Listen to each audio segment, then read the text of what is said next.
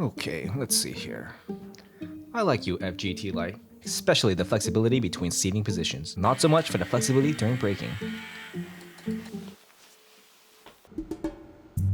So, it's time to move on. Let's do some research.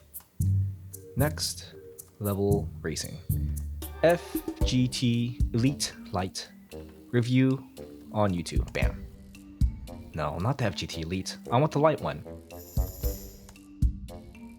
No, not the FGT LITE. I already own that one. Oh wait, I think I found it. Nope, GT Elite LITE. Man, why is this so hard? God damn it, stop giving me reviews about the FGT Elite version. I want the $700 FGT Elite LITE cockpit that you can switch between GT and Formula style seating without spending $1,000. Why can't any other manufacturer have a hybrid 80/20 chassis under $1,000? I mean, the FGT Elite LITE is exactly what I'm looking for. So why isn't there a goddamn review for this price point? Is it because a search engine optimization is impossible to find with all their other confusing naming conventions? Fine, I'll do it myself.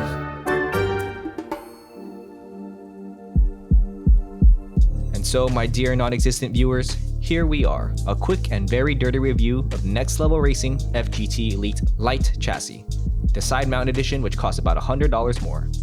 For whatever reason, this banger for your buck chassis has gone completely under the radar of the other reviewers online. So I decided to take the plunge myself to not only upgrade my rig from the FGT LITE, but to hopefully provide one of, if not the first review of this amazing 80/20 rig. Let's get started. Full disclaimer, I am no Will or Carl who seem to have a background in manufacturing or at least have a very deep understanding of what goes on under the hood of our favorite niche hardware. So don't expect an hour-long review where I go over the exact materials that were used to make this chassis. I'm your average sim racer who knows just about surface level detail, enough to know what I want. And what I want, coming from the FGT LITE, was the option to satisfy my ADHD riddled brain and have the option to switch between GT style seating to Formula style, while still having the solid rigidity for both positions, even though I pretty much stick to the latter style racing 95% of the time. It's just nice to have that option at the back of your head, you know? Unfortunately, my eBay shifter and e-brake will continue to gather dust off the rig now. As of the time of purchase and filming, late 2023, early 2024, the shifter attachment is currently out of stock. I didn't mind as I had some spare 80/20 profiles from an old camera slider that I kept for the hopeful chance of using it on my rig. I'll go into how that went later in the video. I actually decided to order from Amazon and was surprised to see that they actually did ship it in 7 days as Prime predicted. As everyone has already mentioned about Next Level Racing, they really know how to package a rig. The box is pretty darn heavy, and I would definitely recommend having a buddy or two to help bring up the stairs. But of course, it may be doable by one person if you're peaking during your gear junking high. Stay safe, folks. It is always nice to feel like you're receiving a completed product, from design to marketing to packaging, especially in this niche hobby where even the deep cut sims we play feel like an unfinished product. The only shipping damage was when some of the heavier pieces got loose and damaged the styrofoam, but no pieces were actually damaged. One reason why I chose Next Level Racing over other brands was for how simply it is to pack down into its original box, in case I have to move in the future. The instructions are clear and easy to follow. If you can build Legos and IKEA furniture, you can build a Next Level Racing 80/20 rig. I have heard other brands just throw all the pieces at you and expect you to figure out all the T-nuts, 90-degree brackets, and mounting order of equipment. But thanks to the included video they provide, instructions are super easy to follow. All the bags of screws and nuts are labeled. Although due to some of the residual grease, some of the labels slipped off and I ended up using the incorrect screws a few times. It all worked out in the end, thankfully. But the fact that they label everything like this makes the building process so much easier. It really is like Legos. Just make sure to wipe down your greasy fingerprints after. It took me about 4 to 6 hours over the course of 2 days, and I managed to build it all in my small 10x10 foot room. I did purchase the Next Level Racing caster wheels and the keyboard tray, which I will go into when we get to that part of the build. My only tip to give after building my rig is to be aware of how you plan on managing cables throughout your rig, as you may not be able to slide in their included cable management bit once things get slid into place. That also goes into installing T-nuts for future upgrades, like the included butt kicker mount or for a 5-point harness if your seat does not have a conventional mount. It also really helps to have a buddy when mounting your DD, but as a loner, I managed to get it done. As will you probably. That goes into general adjustments as well, especially adjusting the wheelbase height. A friend is definitely recommended for that. All in all, a smooth build and making adjustments are fairly straightforward. The profiles have measurements on the pedal base, profile distance, and wheelbase height to make initial mounting and subsequent adjustments by yourself a breeze. I bought this rig for Formula style seating, so I haven't tested the GT racing position at all, but the rigidity so far is absolutely rock solid. It is night and day between this and the lawn chair I had before. which to be honest, I still recommend for starters. Okay, let's actually talk about the feeling and review the driving experience in a Formula position. Not to go off on too big of a tangent, but there are a few big moments in upgrades for the average sim racer. Moments where you go, damn, how the heck did I manage to race before this? And of course, we should never blame our gear, but let's be real, this is a technologically based hobby. Gear can make a difference. For example, jumping from a gear-driven wheel like my first Logitech 923, which is still a great wheelbase by the way, to my current Fanatec CSL direct drive 8Nm wheelbase was one of those moments. With that upgrade, your feeling to the track jumps to a next level of immersion. Once you begin to feel the granularity of the asphalt, there is no going back to the dull impression of a gear-driven wheel. The next big moment, I would say, are the upgrade in pedals, specifically to a load cell brake pedal.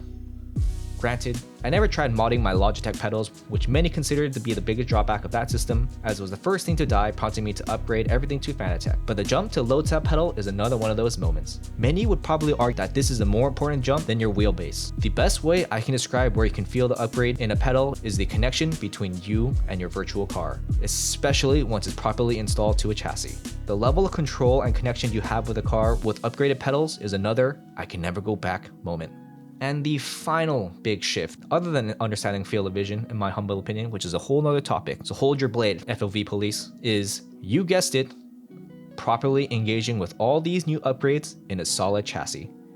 I drove with all these same equipment with the Next Level Racing FGT LITE chair for more than a year, and still managed to get fairly consistent, despite the constant minor flexing the rig would go through in GT mode, or in the Formula position, where the entire chair would collapse if you don't strap it down with some ratchet straps. Once you press down with your entire weight onto a pedal that does not move an inch, or feel like your wheelbase is bolted to the ground despite your violent steering inputs, your connection to the car and track is complete. The biggest thing I've noticed is how much more confident I was in consistently braking and trail braking in fast cornering. I never realized how much I subconsciously held back and compensated for the shift in the chassis before. That also applies for steering and throttle inputs in prolonged corners. After reviewing the footage, you will notice some flexing in the pedal base while under some heavy braking, and even some shaking with the wheelbase when trying to correct violent oversteers. To be completely honest, I was a little surprised when I was viewing the footage for the first time after weeks of use. It really is imperceptible when you're driving, especially in VR. Everything felt absolutely planted to the ground when you're in the mindset of racing. So don't let the footage fool you, it still is a very sturdy chassis. You can find a cheaper 80/20 profile rig out there, and probably a cheaper bucket seat as well. So the Next Level Racing FGT Elite LITE is not actually a budget option, despite being near the bottom of the Next Level Racing's 80/20 lineup. But I do believe this is the cheapest 80/20 rig that has the flexibility to change between GT and Formula seating position. You can purchase the same pedal and seat mount the FGT Elite series uses for $149, so if you do mix and match with other brands, you might be able to find a cheaper rig overall. Any boop, I don't think this is a real conventional review of this chassis. But for the price, this wholeheartedly has my endorsement. Due to being in VR, I have no plans of upgrading and mounting multiple screens like the rig they show in the picture.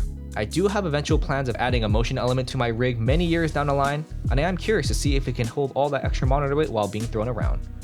Well, if my YouTube channel takes off, maybe I'll be able to test that a lot closer than the next 10 years. Speaking of, if you do like this type of presentation and content, do leave a like, as it does let me know that I'm spending what little free time I have in my life in a good manner. Or comment on what you think I could do better, or what you would like to see. Let's finish what was supposed to be a quick and dirty review that's turning to be just a dirty review with the NRG seat. I happened to meet a representative of NRG at a convention I was working at back in November after the custom bucket seats caught my eye. I didn't realize that they are the same NRG that sim racers like, as they produce non-FIA grade bucket seats for an affordable price, such as the ever popular Prisma seat. After hearing not so great reviews from the Next Level Racing seats, particularly the harnesses, I got the medium-sized Prisma seat and a snazzy design, cause why the hell not? It's gonna be on camera a lot. I wanted to get a 5-point harness and tried a couple ones out from Amazon, but due to the seat leaning back in the Formula position, all the straps were just a little too short. As of now, I have yet to find a harness that is long enough while still being affordable, as I'm not going to be paying a quarter of the price of a seat for a real race harness. Anyways, the seat is amazing, but compared to the breezy lawn chair that the FGT LITE was, my butt was not prepared for the swamp. It's currently winter now when recording this, but after a 50% race, it can get pretty damp down there. I solved this by putting one of those car cushions, which pretty much solved the problem. Still can get a little sweaty though. This is the first ever bucket seat I have ever sat in, so I don't really have much to reference off of, but it really is comfortable after a 50% race. If I ever decide to switch categories into GT or road style cars, I'll make an updated review about this chassis. Hopefully by then, the shifter mount add-on will be more readily available.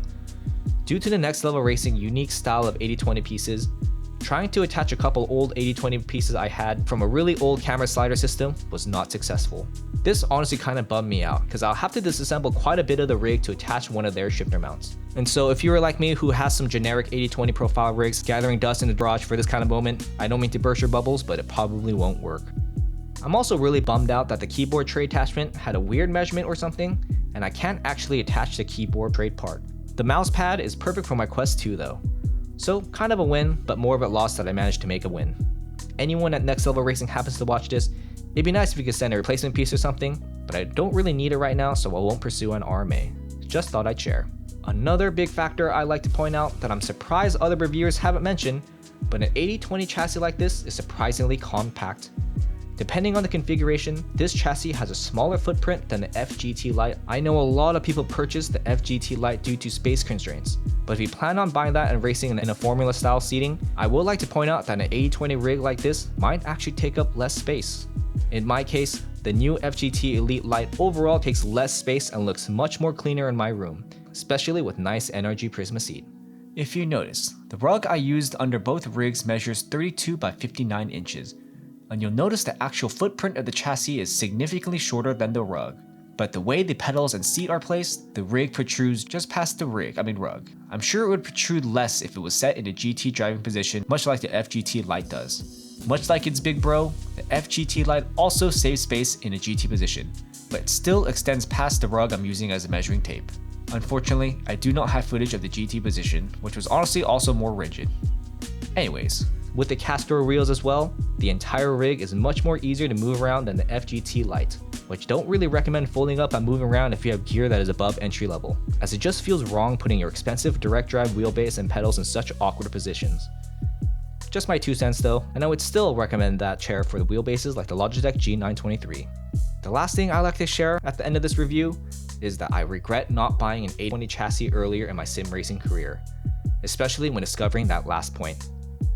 Then again, there aren't a lot of options that allow the switch in seating style in an 80/20 style rig, especially for this price. There are cheaper options for sure from other great brands, but I decided to wait it out and save a bit more for this particular rig, and I definitely don't regret that either. All in all, if you have no intention of racing in a formula style seating position, there are other cheaper options out there. I'd 100% recommend this chassis for those of you like me who can't decide what style of racing they want to commit to, and I really hope it is as much as a game changer for you as it was for me. And while we're hoping for things, I do hope I'll see you in the next video, whether it is a career mode video or another video where I bash Cody's for effing up VR still. But if not, I'll probably see you never. Toodles.